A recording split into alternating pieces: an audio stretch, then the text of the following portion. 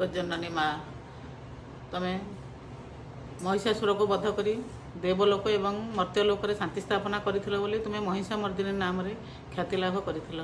तेणु तुम्हें यही धराधाम रे अवतीर्ण करी यही महिषा रूपी राक्षस मानक निपात करी संसार रे छाया रूप रे समस्त को रक्षा कर माँ रक्षा कर। जा देवी सर्वभूतेषु छाया रूपेण संस्थिता नमस्तस्यै नमस्तस्यै नमस्तस्यै नमो नमः। जा देवी सर्वभूतेषु श्रद्धारूपेण संस्थिता नमस्तस्यै नमस्तस्यै नमस्तस्यै नमो नमः।